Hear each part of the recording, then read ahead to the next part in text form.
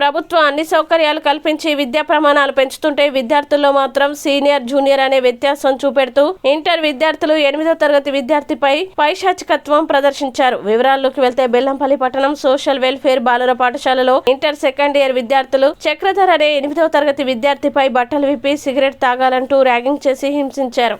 Ragging విషయం 10వ తరగతి విద్యార్థి నిఖిల్ ప్రిన్సిపల్ కి చెప్పినందుకు ఆవేశంతో విద్యార్థి నిఖిల్ ని ఇంటర్ విద్యార్థులు చితకబాదారు. విద్యార్థి నిఖిల్ చక్రధర్ తల్లిదండ్రులు పాఠశాల ముందు ఆందోళన చేయడం చేశారు.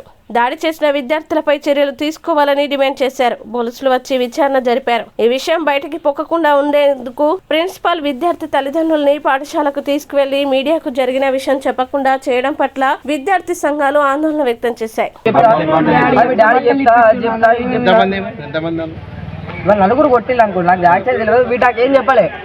వీడు వచ్చి నాకు చెప్పుకున్న తర్వాత ఇట్లా జరుగుతుంది అంటే నాకు మంచి అనిపించగానే సరే ఒకసారి కాదు ఇంకోసారి చూద్దాం అంటే వాళ్ళు ఆగులేదు. వాళ్ళు ఆగముందే వీళ్ళు అంటే నాకు మంచి అనిపించగా ఇట్లా వాళ్ళన్నా తెలిసిన తర్వాత వాళ్ళని వచ్చి ఇట్లా అన్న తర్వాత వాళ్ళని ఎలా కొట్టి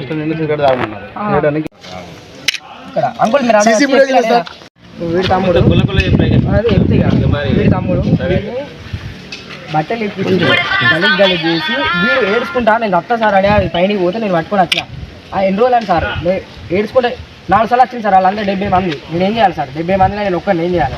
నా బాగా చెప్పలేక వీడేం చేసిన వీళ్ళ అన్నకు ఫోన్ చేసిండు. సిద్ధారాడు అయినా వాళ్ళ అన్నకు ఫోన్ చేస్తే వాళ్ళ అన్నకు ఫోన్ చేసిండు. వాళ్ళ అన్నకు ఫోన్ చేసిన వాళ్ళు వచ్చి ఇక్కడ మాట్లాడేది ఇక్కడ కొట్టు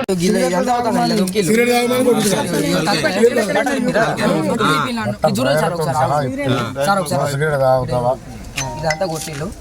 వీడి